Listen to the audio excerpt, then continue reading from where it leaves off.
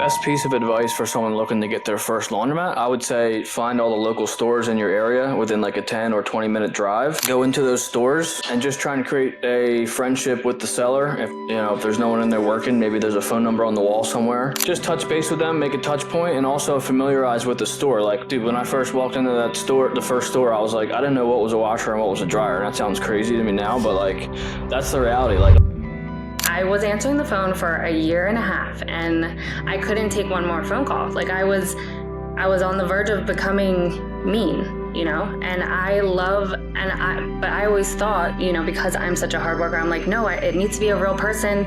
It needs to be someone who cares, that answers the phone. Like I don't really like talking to, a robot, any of these recordings. And we made the jump, and we have AI answer our phone now, and it's been the best decision ever, so. Is there anything you feel like, hey, we're doing this at our stores and it's working, and if you're not doing this at your store, you should be, or you should at least try it? Anything like that you feel like, hey, this could be a win for you in your business? Yeah, I think that you need to have... Hey, what's up, guys? It's Jordan with the Laundromat Resource Podcast. This is show 226, and I am pumped you're here today because today we're going to talk about how you can grow from up to 4 stores in 2 years. Justin Eaton and Ashley are on the show to show you exactly how they did it. This one's super informative. They are super open with sharing exactly how they did, exactly what they did. And listen, if you're out there trying to grow your portfolio, this one is the one for you. If you have aspirations of owning multiple laundromats, this is the one for you. So let's jump into it with Justin and Ashley. Justin and Ashley, thank you for coming on the show. How are you guys doing today? Good. Thanks for having us. yeah, man, we're excited. It's been a long time coming. We've been watching your show for a while, and it's cool to finally be on, man. Looking forward to it. Oh, you know what's funny is I've been watching your guys' stuff popping up all over my feeds everywhere, which real quick, we're right here in the beginning. I just brought it up. Can you tell us, you guys got some really good content. What I like about your content is you're posting a lot of like specific stuff people really want to know, like how much money is your stuff making, where, new customers versus old customers, like all these cool details in some of your content. Where can people find your stuff? Yeah, so our store, the 3 stores we branded as My Friends Laundromat. So Instagram, it's My Friends Laundromat, and then our personal Instagrams we're building out as well. The laundromat brand mine's Justin __ Eaton. Hers is at @ashgriff _. We just got married a month ago, so eventually she'll change her Instagram name, maybe not, but for now, those are the places you can find us. Also on TikTok, we're at LaundroFriends. Awesome. Love it. All right. We'll have links to all that stuff too in the show notes. If you're on YouTube, they'll be down below. Make sure you give those guys a follow, subscribe, whatever you do on whatever platform, do that on all the platforms. Cause a lot of really good stuff on there, really practical, and insightful stuff. So you want to get the real scoop on what it's like to own a laundromat, you got to follow these guys. Okay, cool. Hey, let's rewind it a little bit and tell us a little bit about you guys and like, how did you, you guys are young, you're hip, you're cool. That's not how we roll over here in the laundromat industry. We like to be old and stodgy. And so how'd you guys get in this business with all those old timers? Yeah, so I have a handful of rental properties, and when me and Ashley got together, she was managing our rentals. We were still buying more rentals, and it got to the point where the deals weren't making sense from a cash flow perspective. We're putting out 20% down, 30% down on these real estate, duplexes and small commercial buildings, and we're making $500, $600, $700 a month on those, and we started to explore some alternative avenues to really increase our monthly cash flow. So 2021, as most people saw, Cody Sanchez popped up on my Instagram feed and was just talking about laundromats every day. Laundromat, car wash, laundromat. So I was like, all right, there's something here. She sounds smart. So that was 2021. I went down a little bit of a rabbit hole on Facebook and found a local distributor in my area that sells equipment. And so, I contacted him, and me and him kind of stayed in touch for about a year and a half before that first deal came up. We were kind of half serious about it. We weren't actively looking for deals during that whole time, but when he did bring us that deal, it kind of checked all the boxes for us. And so we went for it. And that was October of 2023 when we closed on that first deal. Yeah. Dude. Yeah. And I was definitely very, nervous about it. I knew we could do the rental. So at least we had that experience with that business. And I was like, okay, we can manage it. We can make that work. But this was just something that we've obviously never have done before. And I remember going to the first time to the store and opening the door and just looking at this thing. And we're like, oh my gosh, what are we going to do?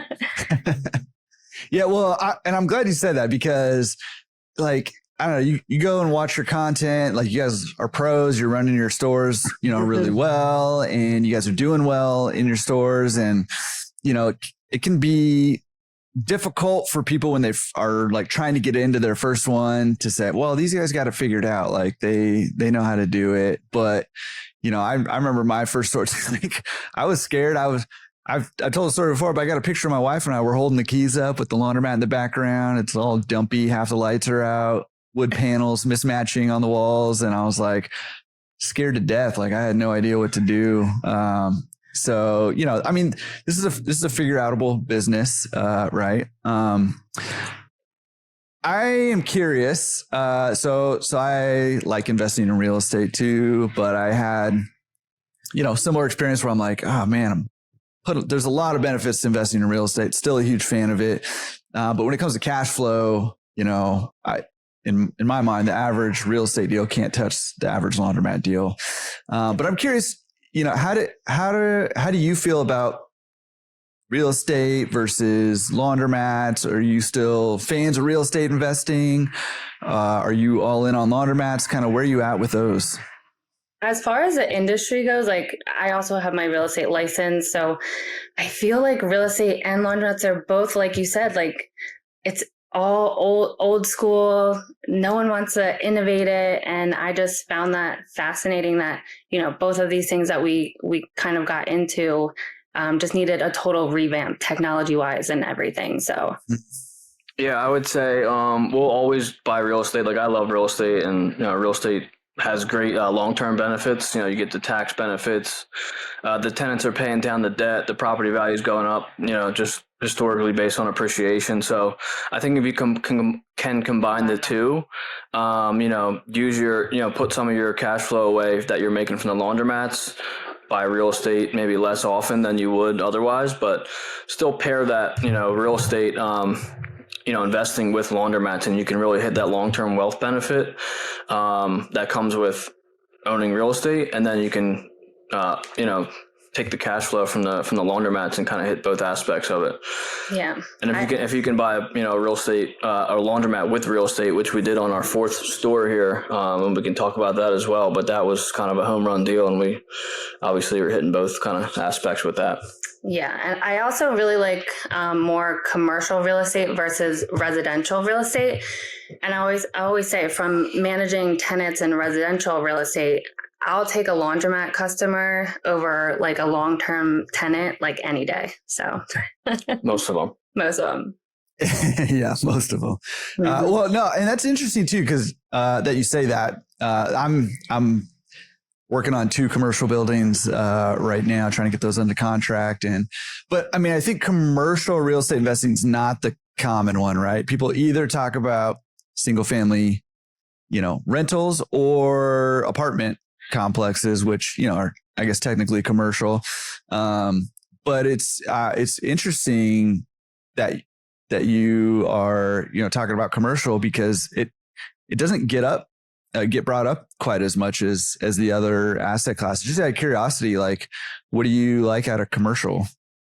So I love that our one commercial building that we have, it's basically all offices, and they're all professionals. They all have their own businesses. So you're really working, your tenants are also business owners. So it's just totally different versus, someone who's just renting as their home.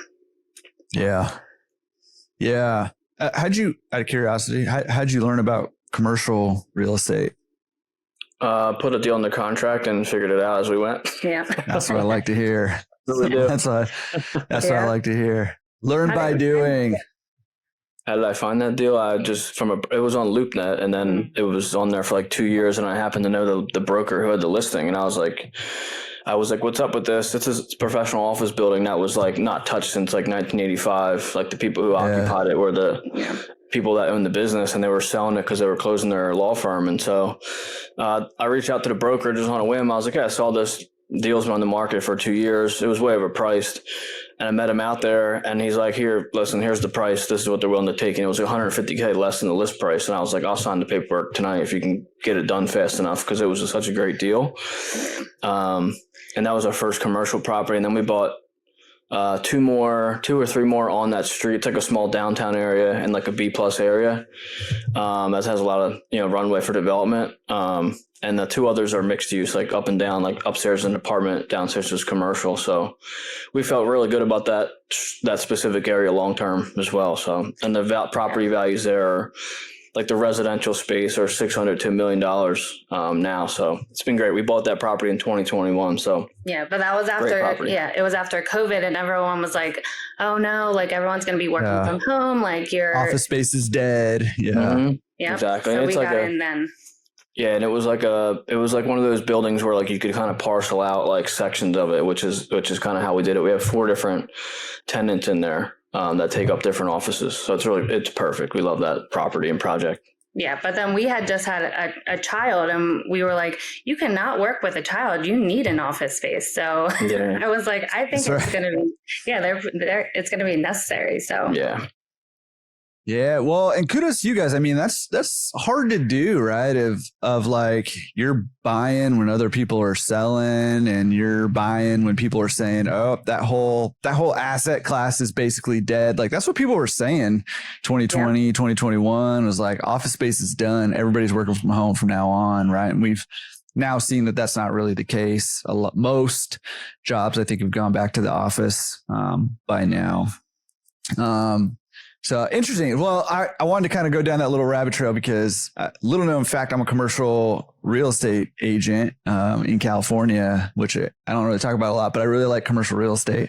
So I'm always interested in what people have. So, okay. So let's go back to that first laundromat deal. Where did that come from? Talk us through the process of like finding it and getting it under contract and buying it. I know a lot of people are like, I can't find deals right now. So how'd you guys find a deal and put that thing under contract?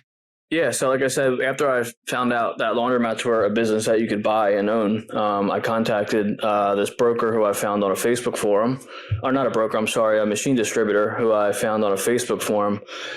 He's one of the sales guys is the contact that I had, and he essentially drives around the area and stops in stores all day, every day. So he usually knows the owner. Mm-hmm. So he happened to come across this deal that was in like 5 minutes from our house.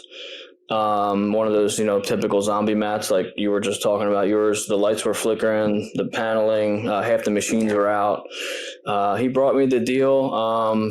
They were asking $40,000. We offered 25 and they took it.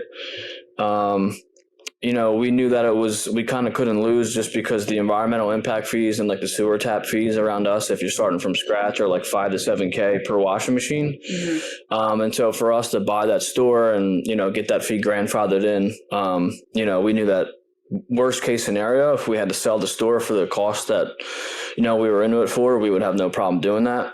Obviously, it all worked out for the best, but that was kind of how we got into that first one. Yeah, I think it's always important too I know we met with him personally, the owner, and for him to see you in person and like, no, we're a couple, we have a young child, like we're trying to do this business. I think it goes a long way to have that personal.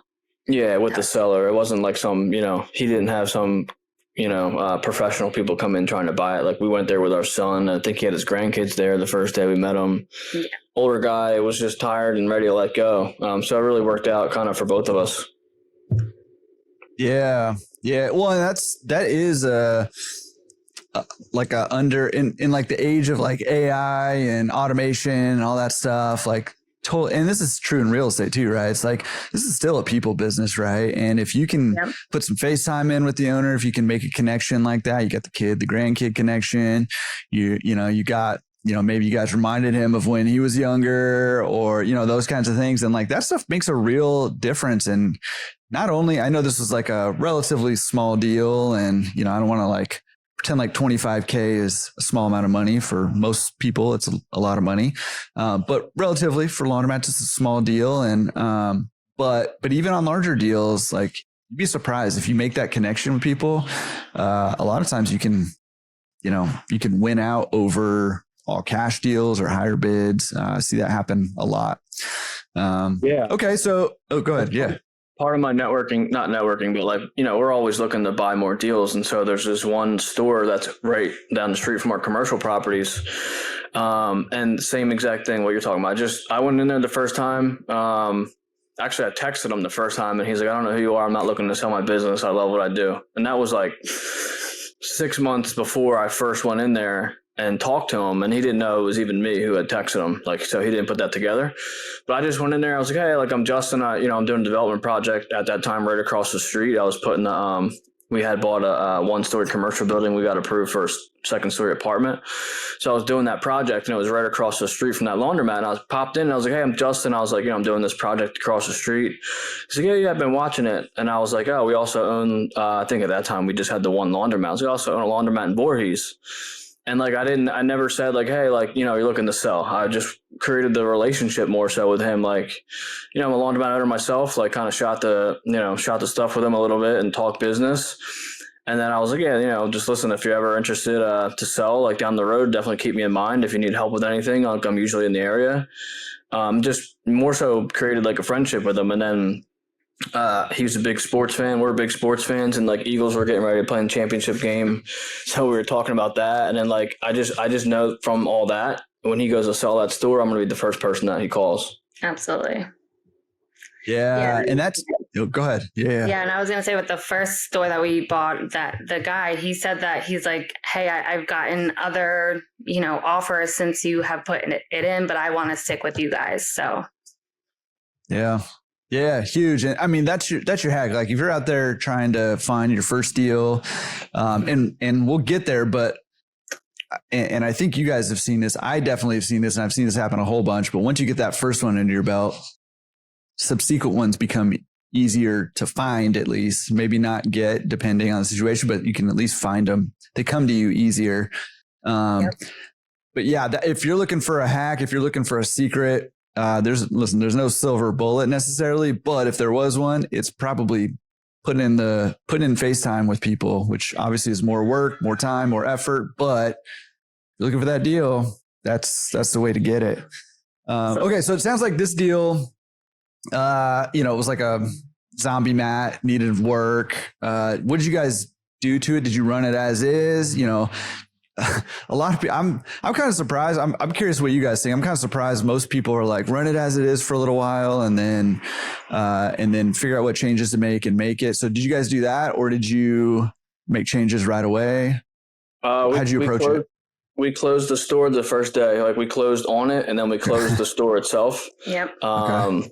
We pretty much did a full retool. We gutted the store all the way down, got rid of all the old machines, updated all the mechanicals, full cosmetic upgrade. And then we put brand new machines in, card system, automated as many things as we could, camera system. We had LaundryWorks on all of our stores. We put mag locks on the doors.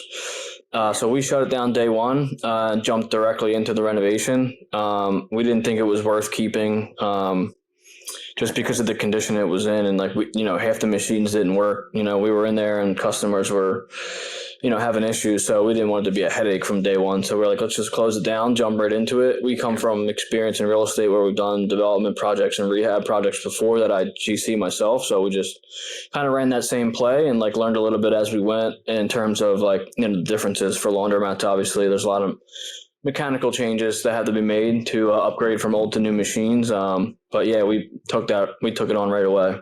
Yep. You remember how long that took or how long you were shut down? Yeah, we bought the store October like 13th or something, and then we reopened in February 12th. So was that 4 months? Yeah, for about 4 months. And there was a couple small hiccups we had that, knowing what we know now, I think probably we could have got it done in half that time. But again, that was the first one. We were learning as we went. Yeah. But yeah, I think it was 4 months from close to reopen, which I think was pretty good. Yeah. Yeah. Okay. So, well, talk to us about like the reopening. Did you do anything special for it? Did you do like a grand reopening, or did you just kind of fling the doors open? How did you, one of the fears when people like retool and invest reinvest money back into the business is, am I going to recoup that money? Are people going to come? Is it going to be worth it? Or am I going to lose money? Were you guys feeling like that? And what did you do, when you kind of reopened? We just propped the door open with a big Tide detergent thing. No, we did a soft opening, and then I think within a week or two we had a grand opening party where it was like mostly friends and family, and then we had like pizza and refreshments and stuff, and then obviously there was like some customers that we talked to in between that time that we invited.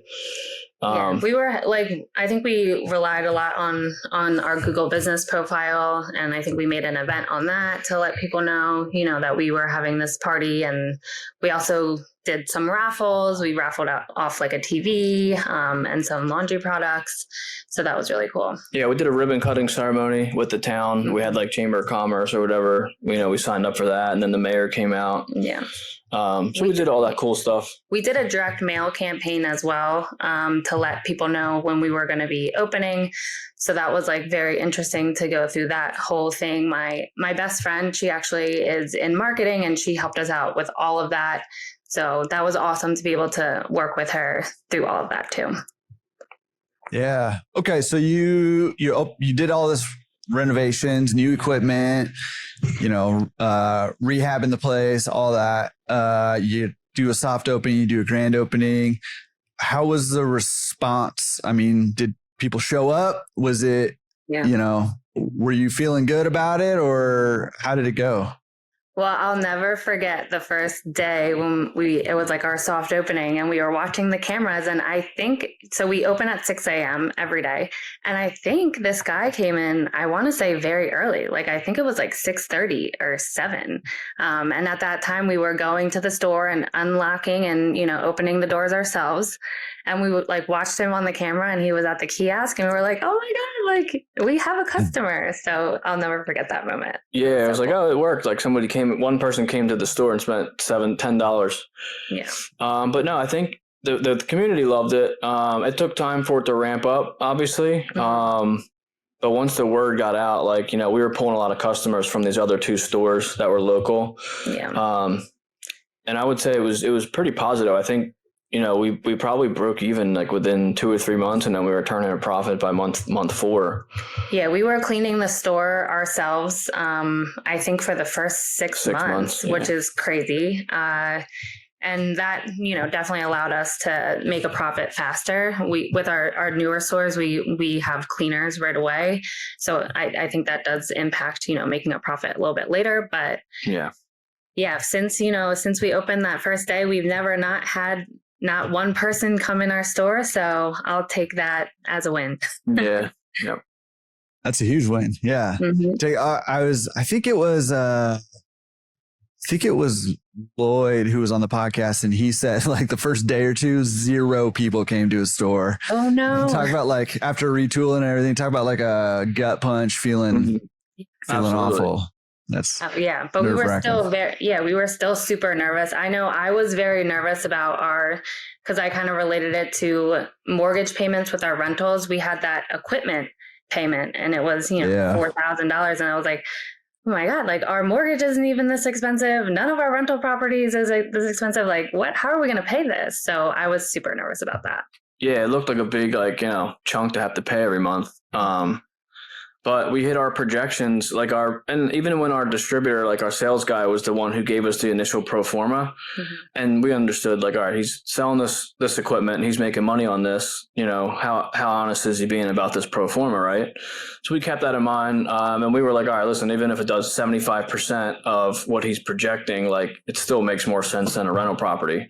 Yeah. So we took that risk. He projected it to do like $19,000 a month. This is all self-serve. We don't have any wash, dry, fold.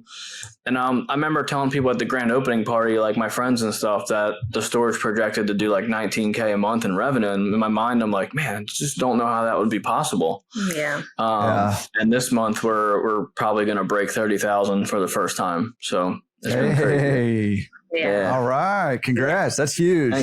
Thank you. Yeah, I would have never thought, if you were to tell me, we were projected 19 and now we're about to hit 30, I was like, I would have never thought that. So, yeah, it's still growing. We have the Laundromat, so we're able to see a lot of that data, and we're still seeing like 30% new customers come to the store even now on a month-to-month basis. So it's like, I don't know where all these people are coming from, but keep them coming. Yeah, but we're the only like brand new store like in our area. So that's what people want. They want brand new and they want clean. Yeah. So yeah.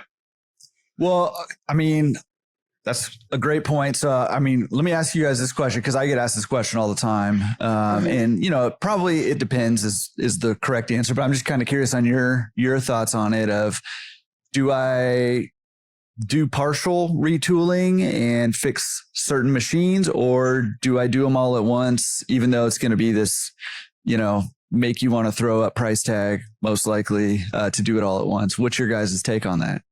I would say, you know, it depends. Yeah. No, I think we've ripped them all out. Like, we do full rehabs on the first 3 we bought. The 4th one, we kept it as is until the end of the year. We just closed in June. Yeah. We're going to run it the way it is until the end of the year, then close it. And the only reason we did that was so we could get all of our permits lined up and just hit the ground running when the time comes. But I mean, I wouldn't be opposed to, you know, we're actually looking at a 5th store now that has older Dexters that are in like the 10-year to 12-year-old range. And so that's the where our plan would be, to keep those machines, put the Laundromat card system in, rebrand it to our brand, and run it, you know, kind of with the same machines. So I would say it's case by case, but I would prefer, if I'm being picky, is to have like a complete zombie mat that I can get for cheap, run a full rehab on it, do everything brand new. You're not dealing with older machines where you're having more maintenance issues. Utilities are better now, obviously, with the new machines. It's kind of like the Burr method in real estate, you know, so the worse it is when you buy it, you know, the more upside there is when you go to do all that stuff. So if I could pick, every store would be a gut rehab from day one. Yeah, like me being more on like the operations side, I want everything brand new. I want to be able to see everything in real time. And from a customer standpoint, you know, an older machine, I don't want to have to worry about that. I love how all of our machines are brand new, and I don't have to worry about maintenance issues so much. So yeah. Justin, how do you feel about having a super lazy COO over here who doesn't want to do it? My back's been killing me, man. It's tough over here. Well, like they complain even though things are brand new, they'll still complain. So I'm like, you know, the less I can. There's always something to be done, that's for sure. And you know, it's you know how it is, but yeah. Well, and you know, I think one thing that's not talked about nearly enough is your return on headache, right? Like there's, you know, you get to a point, or at least I got to a point where you can only deal with so much, you know, so much coming at you from, especially you got 4 stores, you've got rental properties, you've got a 5-year-old, you know, there's a lot of demands coming at you, and you can only take so much. And that return on headache gets more and more important the more you have, right? The more assets you have, the more wealth you build. It becomes more and more important. You start to see why, you know, some of these like uber wealthy people are like, yeah, I'll just stick my money here where I can have a headache-free 5% return on my money. I could probably get more, but it's not worth my time anymore, right? And I'm not saying that I'm there. Maybe you guys are, but I'm not there yet. But it becomes more and more of a factor as you go. So I really don't think you're lazy. I was just kidding. So, I know I'm not lazy either. So, okay. but I got that way with answering the phone. So at first I was answering the phone for a year and a half, and I couldn't take one more phone call. Like I was on the verge of becoming mean, you know, and but I always thought, you know, because I'm such a hard worker, I'm like, no, it needs to be a real person. It needs to be someone who cares, that answers the phone. Like I don't really like talking to, you know, a robot, any of these recordings. And we made the jump, and we have AI answer our phone now, and it's been the best decision ever. So, yeah, absolutely. But the return on headache, that's kind of how we review these stores. Is like we want to make it as, you know, automated as possible to eliminate, you know, a lot of that headaches. And so having a brand new store and being able to put all these systems in place, cameras, mag locks, automatic timers on the lights, AI phone answering, like, you know, at that point, it takes a lot of that, you know, remedial tasks off our plate. So Yeah. That's the only way that you know, if you're going to have multiple stores, like you really don't have a choice unless you just work all day, every day for 12 hours straight while the stores are open. Yeah. Yeah. Well, and I'm glad you brought up the AI phone thing because, you know, I mean, I think it's something that's piquing the interest of a lot of people in our industry. You know, obviously if you've got like a pickup and delivery service, it's really intriguing because, you know, people can place orders with an AI agent on the phone and they just fall into your lap basically. But you guys are running just self-serve only, right? Yeah, that's correct. Yeah. So I am curious about like, how is it helping? Is it answering people's questions and you're not having to deal with them? Is it dealing with problems? How is it helping? Yeah, we actually had, a customer that was upset. It was last week, and I was so impressed with how the AI person actually handled the situation. And it was right when we were about to close. So it was at like 10:30 at night. You know, I go to bed really early. Like I go to bed by like 9:30. So I was so happy I didn't, have to take that call.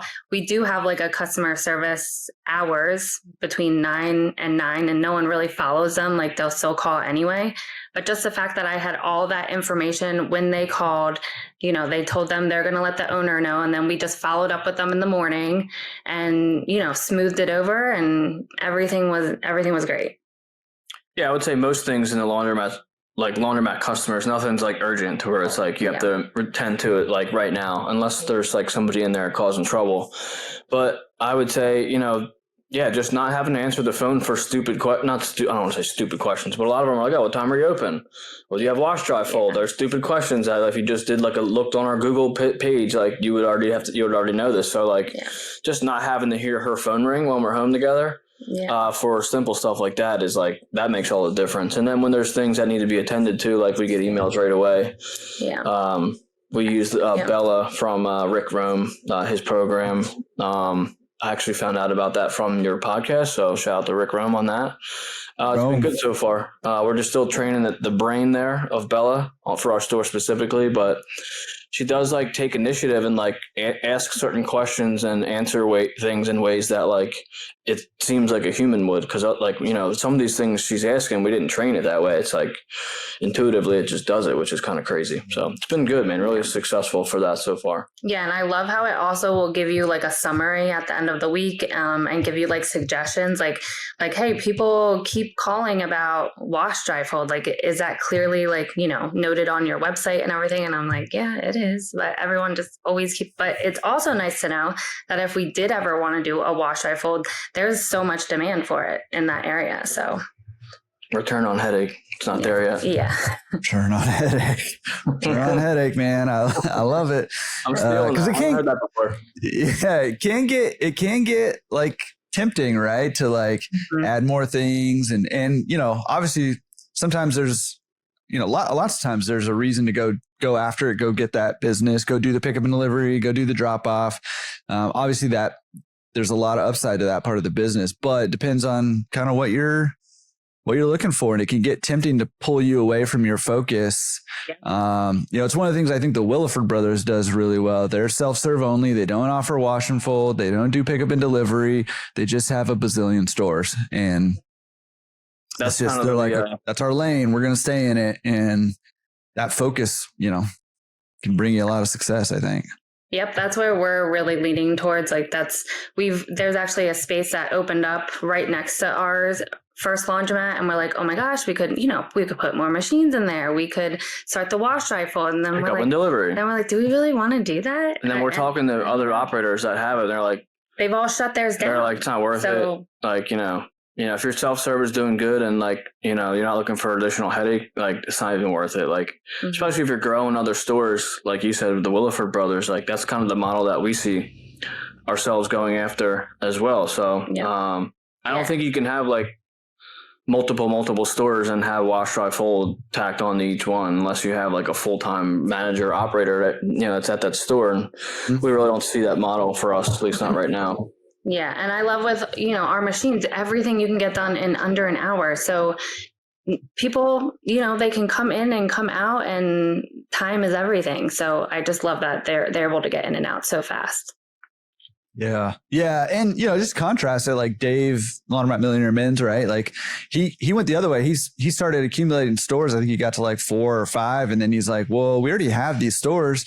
Can we just squeeze more juice out of them? So he went the other way and he built a big pickup and delivery business, right? But he's got a full-time manager and, it's a different business model. And that's one of the like things that's beautiful about this super simple, quote unquote, boring business, right? Is there's a lot of ways you can run your business in this industry. And it's kind of surprising. I think that was like my biggest surprise early on doing the podcast, is talking to 10 different owners and expecting kind of similar stuff. And some of them being like wildly different, like 10 different ways to run your business. So it's pretty cool.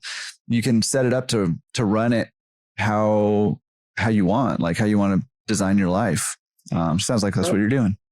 Yeah, totally. I think real estate is kind of the same way. Like I have a local real estate meetup group, and like every person you talk to, even if they're all doing flips, they all do something different. Yeah. Financing, construction, GC, like it's kind of the same thing with the laundromats. It's kind of crazy. Yeah, but I love that there is that possibility of doing, wash, dry, fold if we ever wanted to. I love that. I love possibilities. But I really do. And now we don't even have any employees at our stores. We basically work with like a third party cleaning company and they run their whole crew. So I love that as well, that we don't have any employees really either. Yeah. Yeah.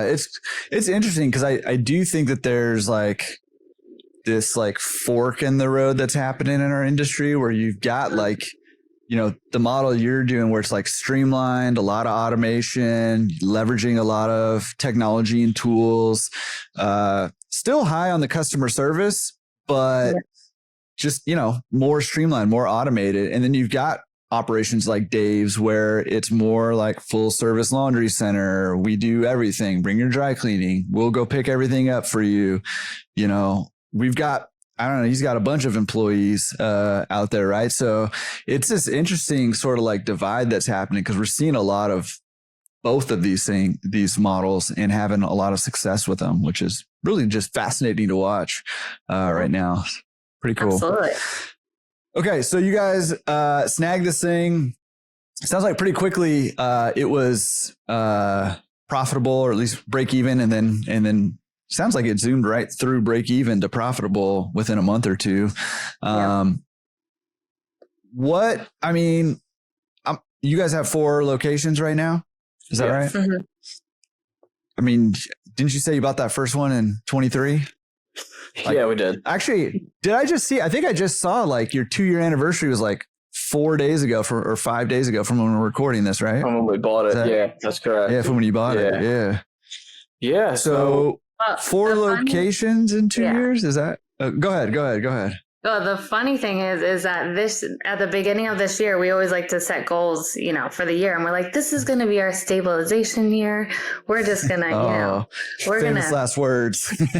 Yeah. And then, the complete opposite. So I think that's just our personalities. Like, I think we just like having things to do. Him more so. Well, I also think like these deals I didn't expect to come up and they were too good to turn down. So we took the deals and we ran with it. But yeah, that second deal came up. The landlord for that first store, he owns a bunch of shopping centers. And so once he saw what we did with that store and how nice we did, he's like, hey, I'm getting ready to evict this laundromat operator in this other store. He's not paying rent. And he's been there for years and the store looks like crap.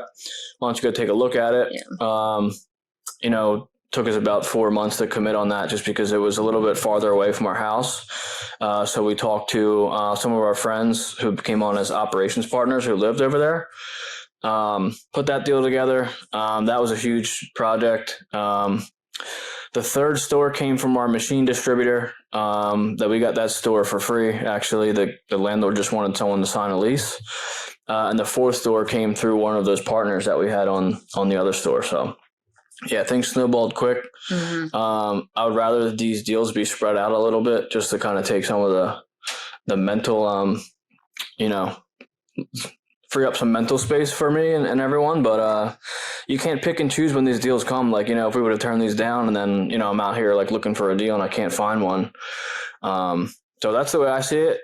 These opportunities, you have to jump on these opportunities when they come up. And like I said, these deals were all like home run deals. You really couldn't miss. Yeah. And we kind of solidified the blueprint and the model with that first store, and that store was pumping. So we were like, the numbers are good. Let's run it up and see what happens. Yeah. Yeah. And from marketing wise, we basically just kept doing the same thing every single time. And so lucky to have my best friend who helped us out with that, because she knew the drill too. So it was just like, all right, let's just keep doing it the same. Plug and play. Yeah. Yeah. Which is, I mean, it really is. It really can be like that, right? Once you find the model, you can sort of copy paste it. Obviously, there's like nuances at different locations. Sometimes demographics are a little bit different, and so there's some things you can't just set it totally on autopilot. But there's a whole lot that's transferable, more like principle based as opposed to like tactical based that you can do. Which we talked about how like. Once you own, and I've said this a lot of times before, but like once you own that first one, like deals come easier for you. They come to you a little bit more. You find them a little easier. People who, I work with clients a lot who are, they want to buy a laundromat. They've never owned one, and a landlord will be like, I'm only going to prove somebody who owns one, right? And so a lot of these doors, not just with deals, but also financing, can open up once you get one under your belt. So sometimes just like get that first one under your belt, learn the business, figure out the blueprint. And then like, if you want, you could do 4 stores in 2 years. I don't know if you should want to or not. Maybe I'll ask you that question, but yeah.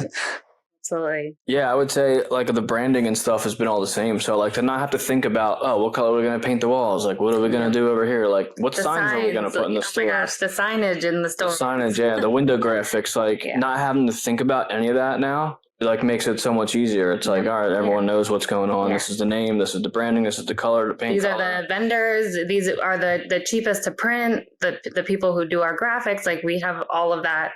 Which is so machine distributor knows the drill. He goes in there, comes up with the layout, sends me the, invoice. I negotiate the price down.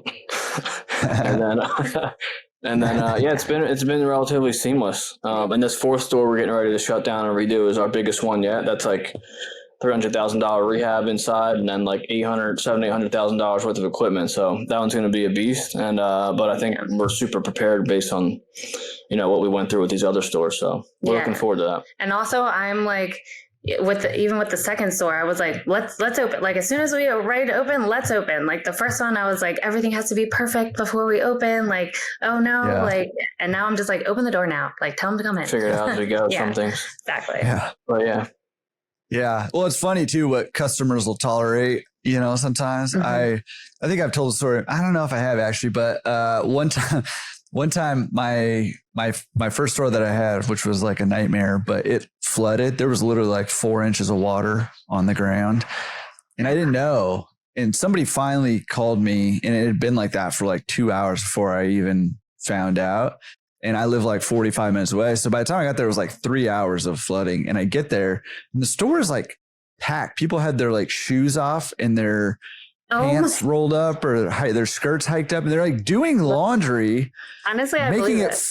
Yeah, making it flood more because my larger machines were what was like backing up, and it was just spilling out. So every cycle was just dumping more water into the store.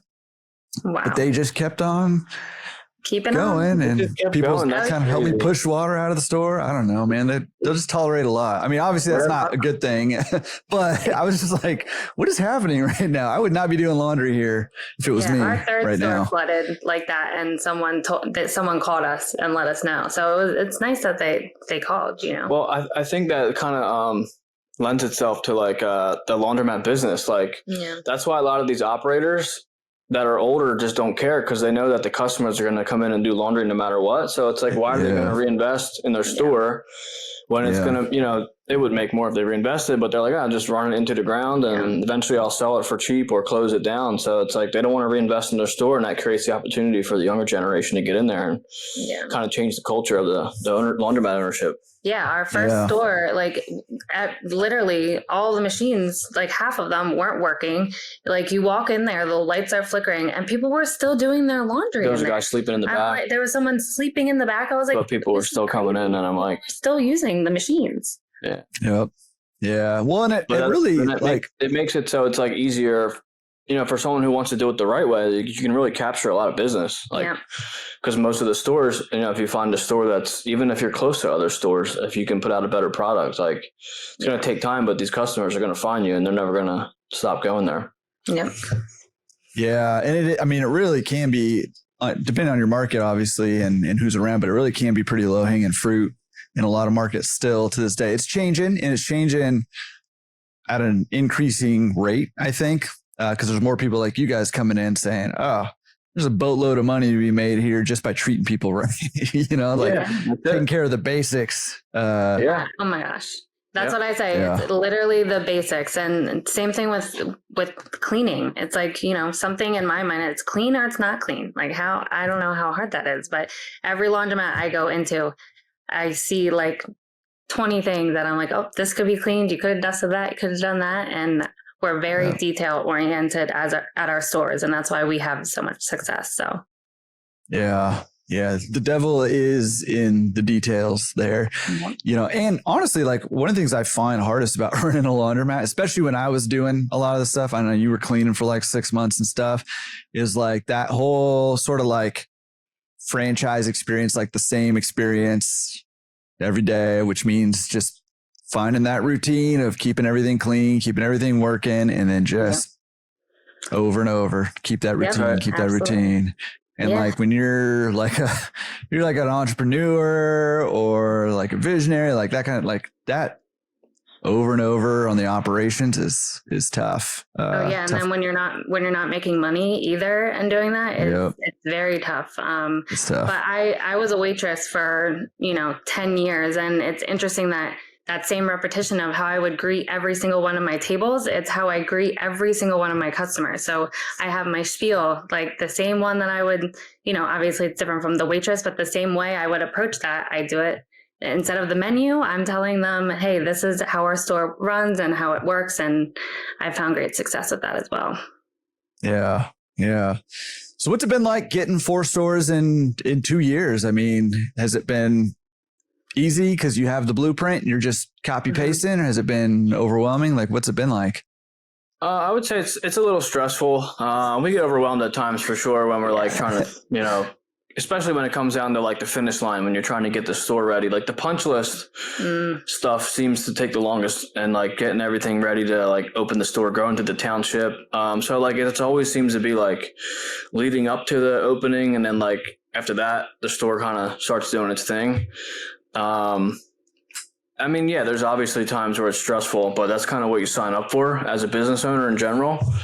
And, owning the 4 stores, the second store took a lot longer to kind of profit. Like now it's profitable, but, it's been 9 months. It took us like 7 or 8 months to start breaking even, and now it's starting to make a profit. Mm-hmm. So like that was what she was saying, like to do this over and over for almost a whole year and not get paid. Like we haven't gotten paid. None of the partners have gotten paid from that store yet. Yeah.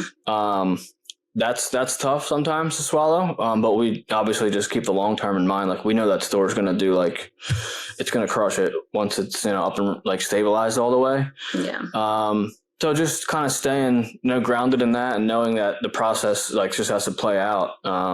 Is promising, but obviously day to day there's things that can come up and you get irritated, especially when you're dealing with partners and customers. Like there's things that definitely push your buttons, but I wouldn't trade it for the world. No, but the second one is, compared to our first one, is in a way different area. So it's probably like a C-, D+ area, and our first store was in like a A-, B+ area. So it was just drastically demographically different. So, but I think, with everything going on, I think what put me to the top is our wedding.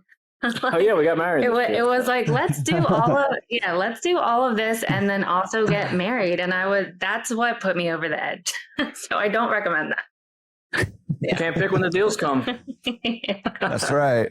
Even when it's your spouse. We didn't even go on our honeymoon. We didn't even go on a honeymoon because we were opening stores and stuff. So That sounds like a honeymoon to me. I mean, oh man. Well, you guys need to take a little honeymoon and come out and hang out with me. Definitely. In Hawaii. Let's do it. Because I can't think of anything better to do. Not yet. I'm eyeballing them. I'm. Of course. There's a lot of like rundown laundromats on the island over here. So I think there's a lot of opportunity to come in and do things right. Yeah.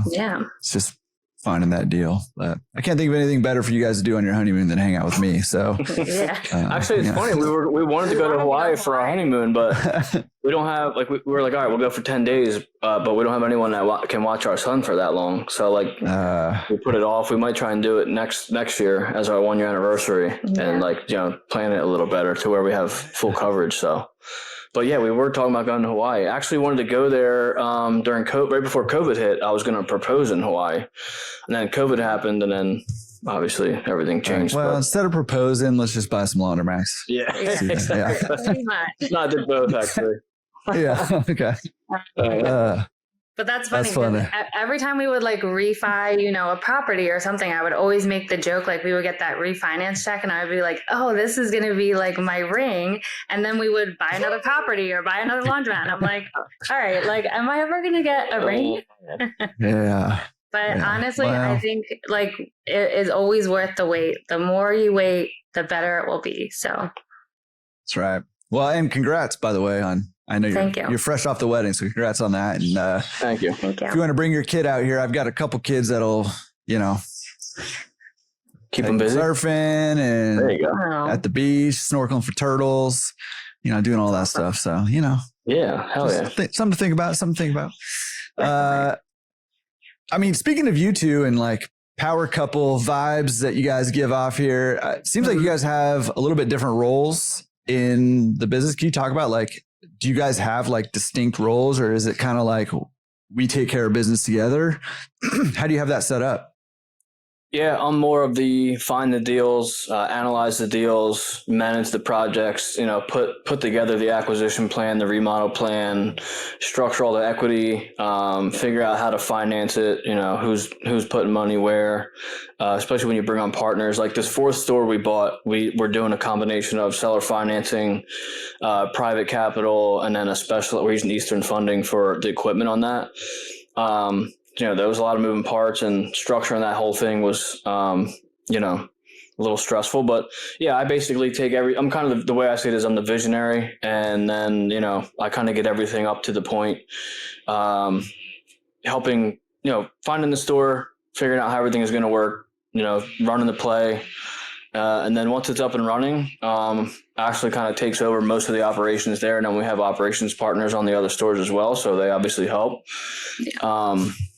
I'm not that much of a systems person. That's Ashley's thing is let's create systems. Let's figure out when the cleaners are coming, the cleaning schedule, keeping track of cleaning supplies, more of the daily tasks where that's not really my thing. I like the overall vision of it. And then the project management is kind of where I must strive at. Yeah. So when he's managing the renovation, I'm creating the email of the store. I'm setting up the utilities. I'm, getting everything organized as far as that goes, and doing a marketing plan and how are we going to market this.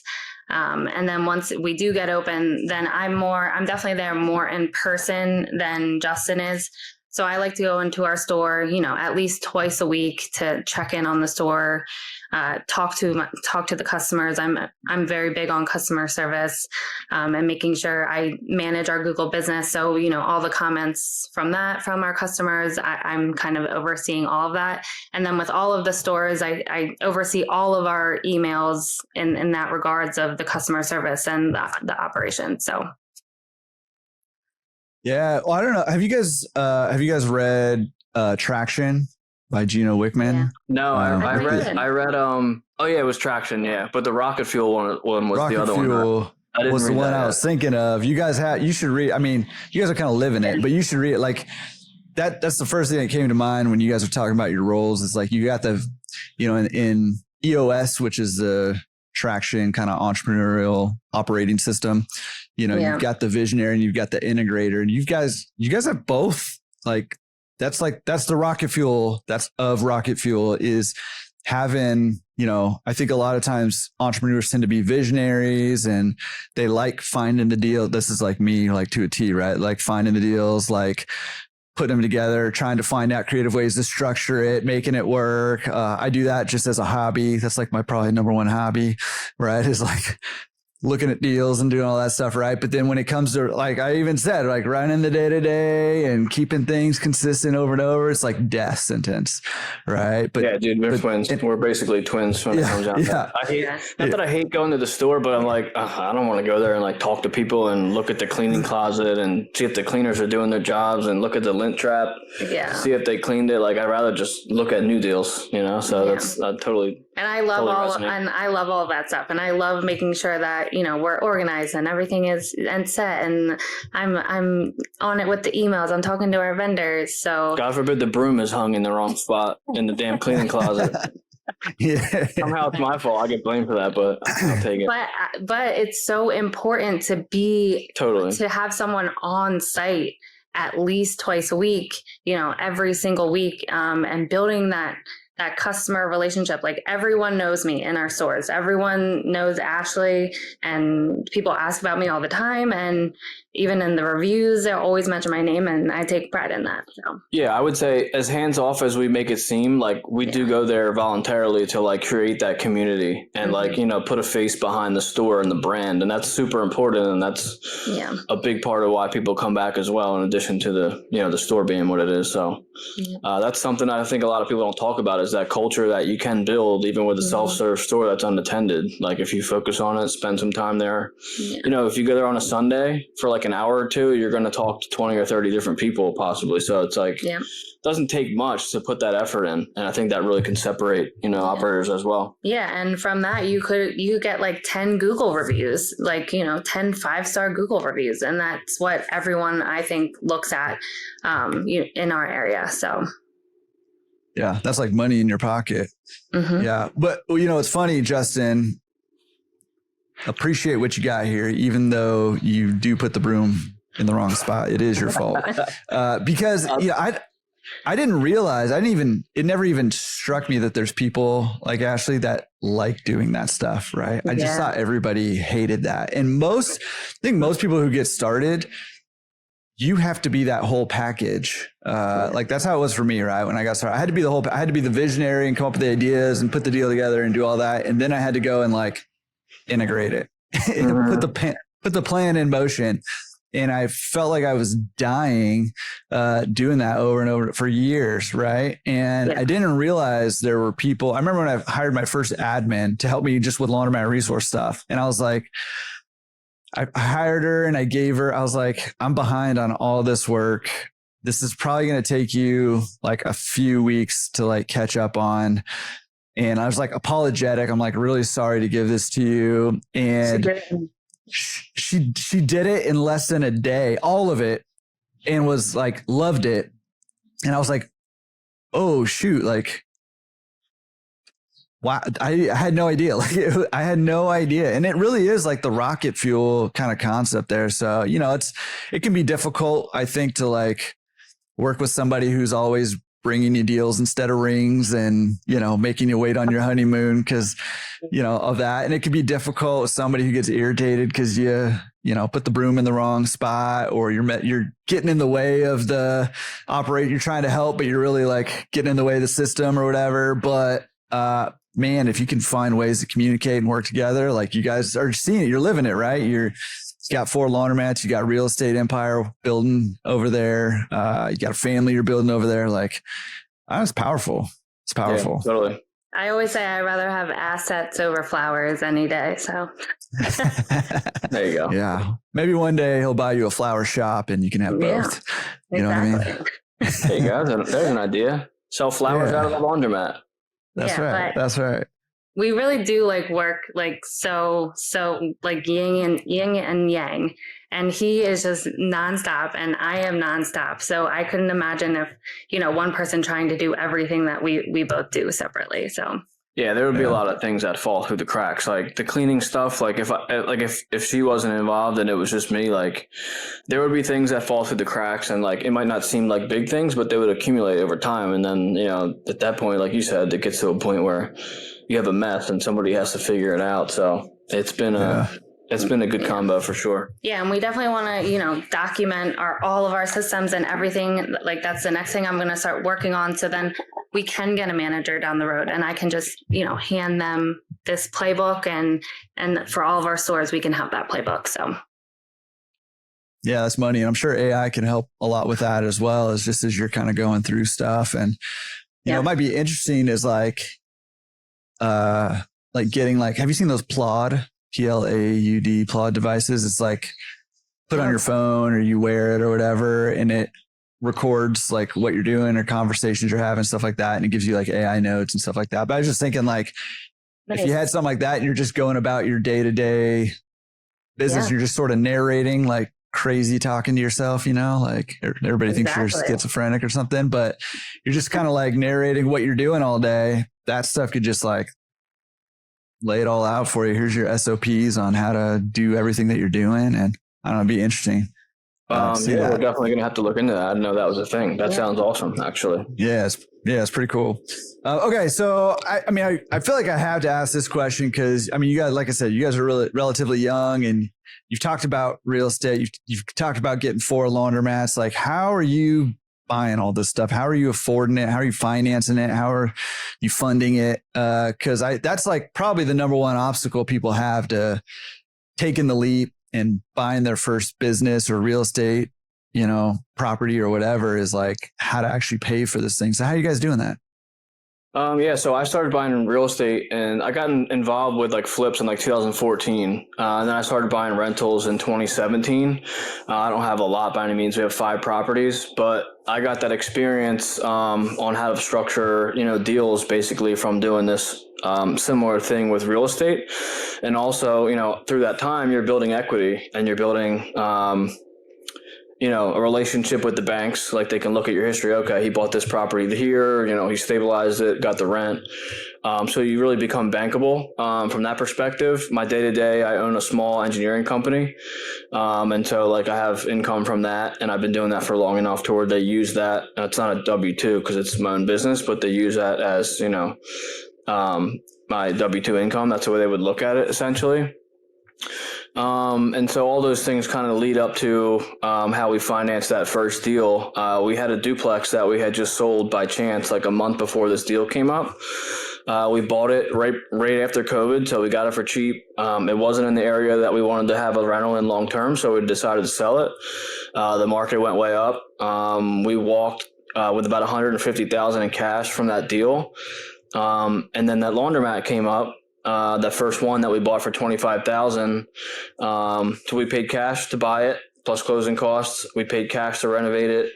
And then we put a down payment, down on an equipment loan. So I think out of pocket, we were, around, it wasn't much different from what we netted from that duplex that we ended up putting towards that first laundromat deal. The second one, we raised the second one we brought capital partners on and operations partners, and so we raised like $150,000 for that deal. Most of that was for the renovation of the store, and then we brought in Eastern funding to finance the equipment on that. The third store was small. That was like only 1,000 square feet. It's only got 13 washers and I think 16 dryers. Mm-hmm. So that one we had capital saved up. We went 50-50 partners with one of the guys on the other store. We each put in about $30,000, and then we brought in SBA, and that the equity injection that we had put towards the store to renovate it, they looked at that as a down payment. So essentially we just, that was like how we got into that one. The fourth store, we bought the real estate with that. That deal came from one of the partners on one of the other stores. It was a family friend. They were talking at like a, dinner or something during summertime, like with a family member. That one, so the seller had like a third party appraisal done, like just because he wanted to sell the store and the business, or the real estate and the business. So he had an appraisal done. So he basically was just asking for the value of the real estate, and whatever his appraisal was, which was like $645,000. I think we went and offered him $565, and we landed on $590,000. That was for the real estate and the business. So we basically bought that deal for less than what the real estate was worth. So essentially we got that laundromat for free. Those machines are older, between like 20 and 30 years old. So we're planning to retool that. We did seller financing on that because he didn't have any financials, which is super common. And the bank was kind of pushing us like, listen, if we're funding this much on this deal, we need some financials from the business. We were asking him. He didn't have anything, so we went seller financing route. We put down like 12%, and then he's holding interest only payments for 5 years with the balloon. So we raised capital to put that 12% down to acquire it. The rest of the capital we have raised, which we're going to use towards the renovation, and then the plan is to bring in Eastern funding to do that equipment loan as well. I don't know where I was going with that whole thing, but that's kind of how we financed all those. The combination of everything, really, like, and this all comes from my real estate background. Like, I've been studying real estate and buying real estate for, 10 years. And like, that's how I know how I can, structure all this stuff. And like, I have all these little tools in my tool belt, and like, eventually, these deals come up and you just figure out ways to do it. And you got to be creative and, kind of use all your levers that you can and see what banks are willing to do what, and, what buttons you can push to make these things work. So I need a drink of water after that. Yeah. Well deserved.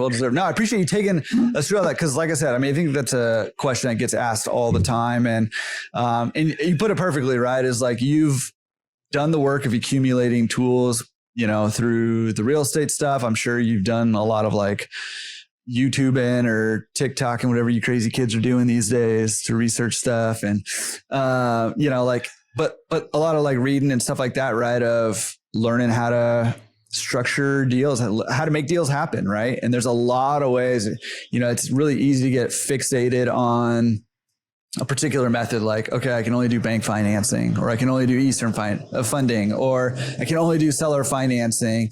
And the reality of it is that, a lot of deals come together from combining these things creatively. And it's just like, how can we get a win for us to get the deal done? How can we get a win for the seller and do it in a way that, is going to reduce your risk and, set you up for success in the long run. And if you can answer that question, it doesn't matter, right? If you refinance a property to put a down payment, or you partner, or you do seller financing, or you get money from a bank, or you do all those things in one deal.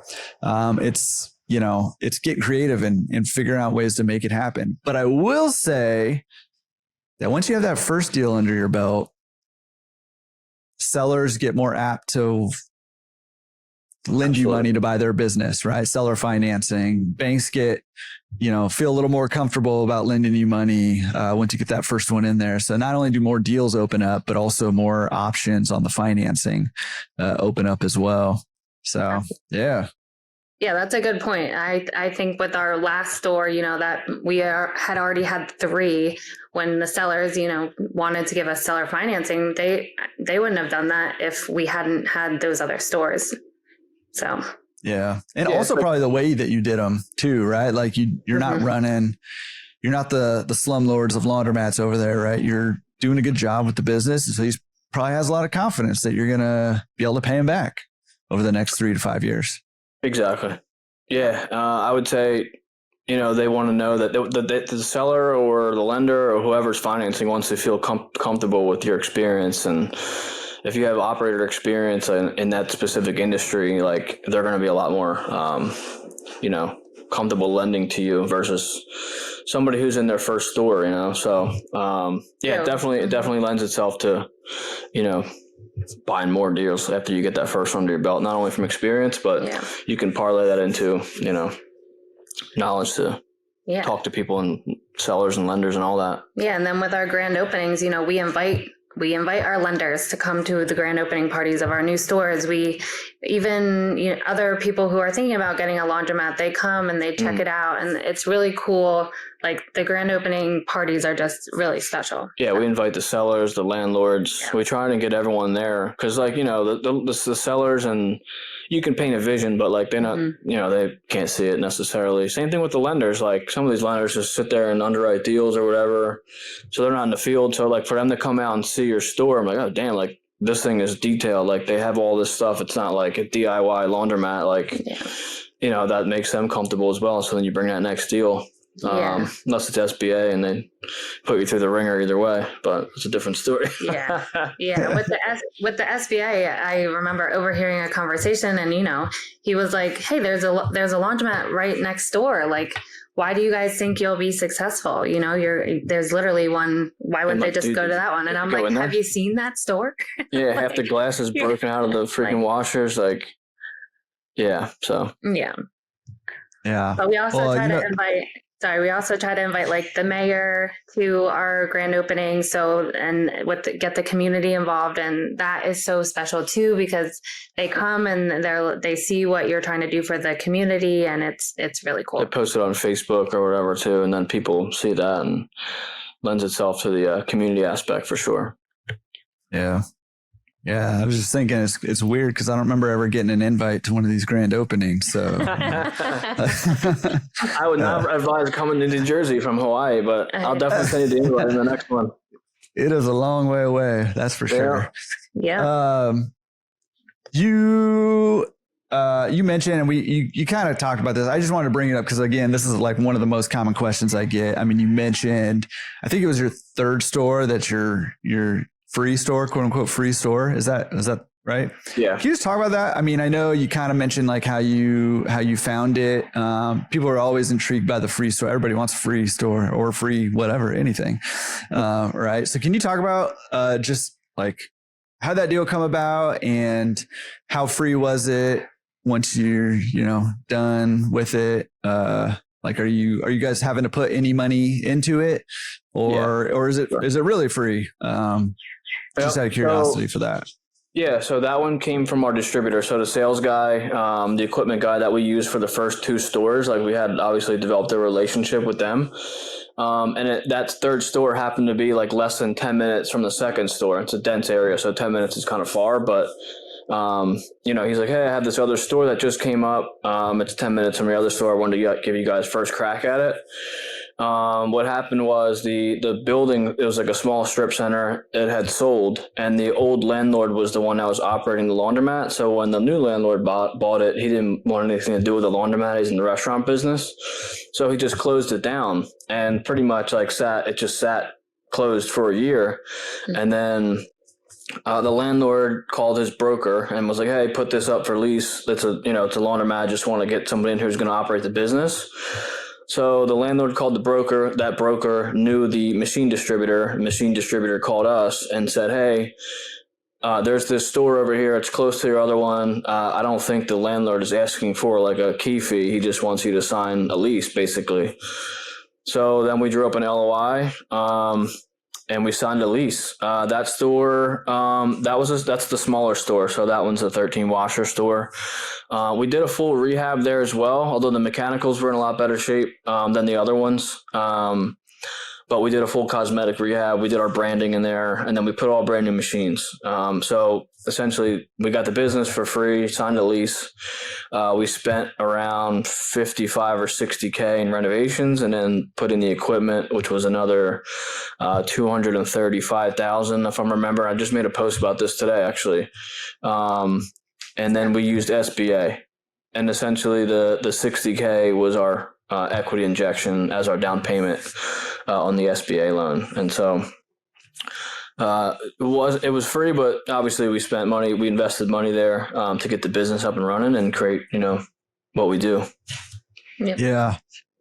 Well, and the reason I wanted to ask that is because I've seen people get themselves in trouble thinking that free is free. And I'm not saying like somebody in theory could have taken that over and probably run that business and like put the sweat in instead of as much equity and not put all new equipment in right away and kind of bootstrap that business. That is possible. But generally speaking, free is not free. I mean, there's nothing free. And I just, I think I have a little bit of a soft spot for that because, typically the people who are searching for a free laundromat, that's like the only way they can get in. Right. And so you just need to know that if you're going to go that way, number one, it's probably the riskiest way to bootstrap your way into a free laundromat, but also there's a lot of costs that come up that you're not aware of that you can get yourself into trouble if you really don't have much money at all. So I just wanted to say that and hear also kind of how you did, like how you took over that free store and ramped it up. So even still, like your capital injection was relatively low on that one, to get it spun up. So. Yeah, and that was a store. Actually, we were contemplating keeping the machines. It had Wasco mats, and they were probably only 15 years old. But we negotiated with the distributor, like, hey, can you give us a credit for these? And then we figured out, like, based on that credit, does it make sense to redo this whole store or not? And a lot of the washers were smaller, and we always go in and put bigger machines in. Mm-hmm. And so, the numbers just made sense for us to, put all brand new stuff in from the beginning, especially since we had just done that twice. We kind of ran the same play. And this was a smaller store, so it seemed like an easy project, and it was relatively easy to get that one through and up and running. So yeah, and I love that one's literally 7 minutes down from our second one. So for me, operations wise, it's so easy for me to, hit both of them, relatively fast. Yeah, that was another thing too. It's like it was close to the other one, so it was like, if we're going to build this brand, we would like to have these little cluster. So it made sense, and we were able to make it work financially. And so, but realistically, if somebody wanted, they probably could have got it for free, signed a lease, cleaned it, tested the machines, fixed whatever was jacked up, and then opened it, and still done pretty well actually, because it wasn't a zombie mat, I wouldn't say. No, the building was built in like the 80s. So the whole structure of the building was nice and mechanicals were nice. Overall, it was like a really solid store, probably the nicest one that we got, in terms of, infrastructure. So, yeah. But yeah, we ran the same play, just kind of keep everything the same. We didn't want to deal with old machines that we would have the issues with, it's like, if we're doing this, let's go all in and, make everything new and see what happens. So, yeah. Awesome. Well, I appreciate you sharing that. Last thing that I think I have that to ask you about, which is not specifically laundromat related, but I'm just curious you guys have been crushing it with the content, which I really appreciate. You guys are sharing a lot of like insightful stuff on the business. Again, go follow these guys. We'll have links in the show notes page, or if you're on YouTube down below. So go follow these guys. But what led you guys to decide, hey, let's do this and let's document it along the way and create content? I would say just creating like equity, like brand equity for the store, and like building a personal brand, I think is going to be, even more important, for the to like, have like a influence in the future as like a brand and as like a person, especially for some people like us who are entrepreneurial and we're creating these like businesses. Kind of like, just build it, document everything, let people see it, share what we're learning, what we're doing. Deals are going to come from it. Capital partners are going to come from it. And then you're going to help people as well. And you can really inspire, others to take action and change their lives essentially. Cause kind of the same way we found out about laundromats was online. And like, if we hadn't been on Instagram and saw what laundromats, like heard that word really and thought about it as a business, we would have never got into it. And so I think, based on the stuff that we're putting out, we can kind of do the same thing for other people. And I think because of the industry specifically, how many stores there are that are like ripe for a retool, like there's so much opportunity out there. Like I think there's a lot of wealth can be made, from it. And so we try and just share as much as we can. And I think, TV and all that stuff is and you're already seeing it slowly, fade into everyone has their own TV channel on Instagram or TikTok basically, and you have your own following and you monetize that, however you want. But I think it would be foolish not to, have that as part of your business or brand. Yeah. Yeah. And I think that the whole thing about just, growing awareness to the industry, I remember in my 20s, I was like, what am I going to invest my money in? Like, what should I do? And I tell everyone that I talk to, I'm like, you should get a laundromat. Like, and just having it all documented to share with people is pretty awesome. Yeah, it is pretty awesome. And I'm super excited. One thing you said was kind of interesting is you're talking about TV, and I've been noticing on my YouTube stats that a larger and larger percentage of my videos are watched on TVs, not on phones, yes, but more and more people are actually watching YouTube on TV. We do. So literally having your own TV channel, you know what I mean? Like, so totally. It's pretty crazy. Yeah. It's pretty interesting, how all this stuff is evolving. And I think that you guys will find, you guys' channels are already bigger than mine, cause you're doing way more exciting stuff than I'm doing. But if you haven't seen this yet, I think you will find that a lot of opportunities open up just because you're putting yourself out there, you're sharing the good stuff, you're sharing the bad stuff, you're sharing the details. And I think a lot of opportunities will open up for you guys with that too. So kudos to you guys, and hopefully it comes back around for you guys. Any last, well, let me ask you this question. I know I said that was my last one, but let me ask you this other one, before we wrap up. Absolutely. Somebody's out there looking to get started. I know you guys offer some like coaching and stuff, consulting, but what's your best piece of advice for somebody looking to get their first laundromat? Best piece of advice for someone looking to get their first laundromat, I would say find all the local stores in your area within like a 10 or 20 minute drive. Go into those stores and just try and create a friendship with the seller. If there's no one in there working, maybe there's a phone number on the wall somewhere. Yeah. Just touch base with them, make a touch point, and also familiarize with the store. Like, dude, when I first walked into that store, the first store, I was like, I didn't know what was a washer and what was a dryer. And that sounds crazy to me now, but like, that's the reality. Like, a lot of these people will walk in like, I don't know what that machine is. And so just getting yourself familiar so that when you're ready, you kind of know what you're looking at and you can kind of talk the lingo a little bit. And then just watching stuff online. Like, there's a lot, like, I'm back and forth with the phone stuff, because like I get sucked into Instagram for 20 minutes. 20 minutes goes by, I'm like, dude, I just lost 20 minutes. My son's on his iPad. Like, I don't like that stuff. Yeah. But there is a lot you can learn from the internet, and from your phone and from Instagram and TikTok. Like, even one little tip or trick that I could learn from someone else that could change my entire business or change the entire way, like I do something, like little thing, you never know what you're going to hear. So I would say just, get familiar with laundromats if you're looking to get into it. And then, I think that's going to really jumpstart your, when you're ready, you'll have a good like base to start from. Yeah. And like, you have to stay consistent and persistent and stay organized. If you have those three things when you're looking for a deal, you're going to get it. Can I tell you what I love about these answers? Yeah, that's right. Can I tell you what I love about these answers is, Justin, your answer was all about like finding the deal, wheeling the deal in. And then Ashley's like, stay organized, stay persistent, like total operations over there. Yeah. Organize your apps within your one little square. Yeah. Sure. Yeah. Well, I mean, okay. I feel like I got to ask another question. Sorry. Ask as many as you want. Let's go. We're here for it. What, and this is for both of you guys, but maybe specifically for you, Ashley, but both of you. What about operation? Like, is there anything you feel like, hey, we're doing this at our stores and it's working, and if you're not doing this at your store, you should be, or you should at least try it? Anything like that you feel like, hey, this could be a win for you in your business? Yeah.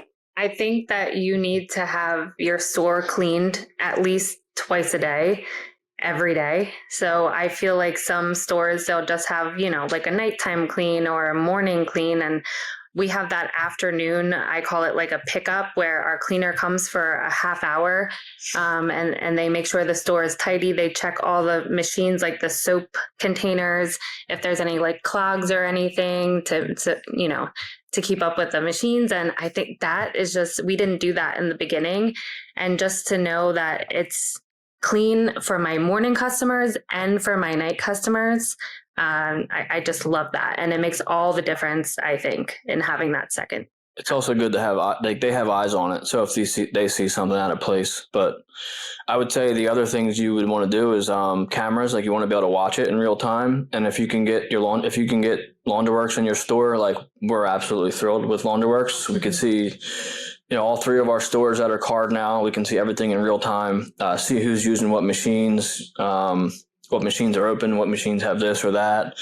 The automatic door locks, not having to go there, open and close it. Automatic lights, not having to, go there and turn the lights on. Like, I feel like when we bought the store, the guy was like, yeah, my sister comes here every morning and turns the lights on and unlocks the door and comes back at night and cleans and does this. I'm like, dude, like, yeah, we're not trying to do that. So, do that stuff up front, put that work in, automate it as best you can. Yeah. Keep it bright, safe, and clean. Keep the machines running. Yeah. And it's going to be hard to fail. Yeah, I made a very detailed checklist, like Monday through Sunday, and it has the regular duties, and then it has additional cleaning duties. And those additional ones, like, I want it to stay deep cleaned at all times. So that kind of like rotates all the different things to keep it deep cleaned. And I'm very big on the pods that actually clean the insides of the washing machines. Like, no one does that. And it just, it makes your machines last longer. The customers are happy. I tell my customers about that when we do that. Like, hey, we just deep clean all of our washers. We triple rinse them, and people love that. Yeah, I'm still waiting for our cleaner to fire us, but they haven't fired us yet. So she probably loves it. They probably love it. I'm sure she loves the cleaning checklist. That's 12 feet by 4 feet. I don't know. See, that's what I'm saying. Like, to you and me, that's a nightmare. But some people just love cleaning. Like, I don't know. I don't get it, but some people just literally do. I know. Me too. I have a high tolerance for chaos, and so I'll look at something. I'll be like, yeah, it's clean. This, my wife's like, there's a shirt on the floor over there, and this cup is sideways, and I'm like, I don't even see that stuff, So some people do. And a lot of women are the ones that are doing their laundry, so that you got to cater to their needs. I know. That's why you got the rocket fuel going over there.